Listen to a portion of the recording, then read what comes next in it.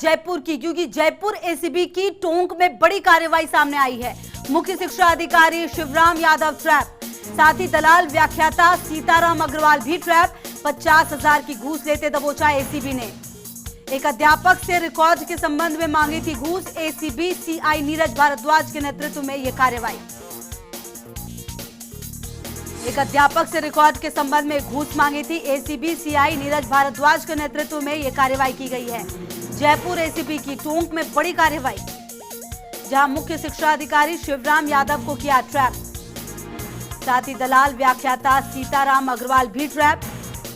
50,000 की घूस लेते दबोचा एसीबी ने। एक अध्यापक से रिकॉर्ड के संबंध में मांगी थी घूस। एसीबी सीआई नीरज भारद्वाज के नेतृत्व में यह कार्रवाई। और नवीन हमारे सहयोगी ज्यादा जानकारी के लिए हमारे साथ जुड़ गए हैं। नवीन, एसीबी की टोंक में बड़ी कार्रवाई हुई है क्योंकि मुख्य शिक्षा अधिकारी को ही ट्रैप किया गया है। क्या कुछ नई जानकारी आपके पास? जैसे वाकई में सुबह तड़के एसीबी को एक बड़ी कामयाबी मिली है। जयपुर एसीबी की टीम ने, जो ग्रामीण एसीबी की टीम है, उन्होंने टोंक में जाकर इस पूरी कार्रवाई को अंजाम दिया है। और वहाँ के जो मुख्य शिक्षा अधिकारी है, घूसखोर शिवराम यादव को 50,000 रुपए की घूस लेते हुए रंगे हाथों गिरफ्तार कर लिया है। इनके साथ ही जो इनका दलाल है, व्याख्याता है, एक स्कूल के अंदर व्याख्याता है सरकारी स्कूल में, सीताराम अग्रवाल, इनको भी घूस लेते हुए, रिश्वत लेते हुए गिरफ्तार कर लिया है। इस पूरे प्रकरण में एसीबी ने अभी तक 2 लोगों की गिरफ्तारी कर ली है। देखिए, अपने ही डिपार्टमेंट का कर्मचारी था, अध्यापक थे, उनसे ही ये रिकॉर्ड देने की एवज में 50,000 रुपए की रिश्वत मांग रहे थे। एसीबी ने इन दोनों को गिरफ्तार कर लिया है और 50,000 रुपए की रिश्वत लेते पकड़ लिया है। फिलहाल मौके पर एसीबी की कार्रवाई चल रही है। लेकिन अब एक सवाल उठता है कि खुशबू, ये अपने ही विभाग के कर्मचारी से रिश्वत की मांग कर रहे थे, तो अगर दूसरे विभाग के अगर इनके पास काम आते होंगे तो उनसे तो ये और भी ज्यादा रिश्वत मांगते होंगे। लेकिन एसीबी को आज एक बड़ी कामयाबी मिली है।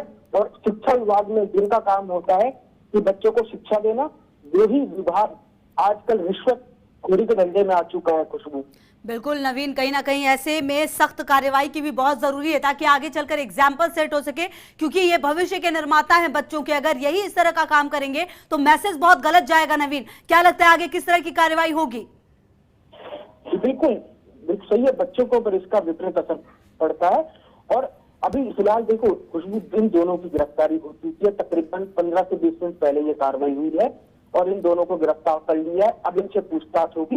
वहीं ये दोनों व्याख्याता है और एक जो मुख्य शिक्षा अधिकारी है शिवराम यादव और सीताराम अग्रवाल, उन दोनों के घरों पे एसीबी की टीमें रवाना कर दी गई है। उनकी घरों की सर्च की जा रही है। इन्होंने काली कमाई से क्या क्या कमाया है, कितनी दौलत कमाई है, कितनी शोहरत कमाई है, इसका एसीबी अब हिसाब किताब लगाएगी।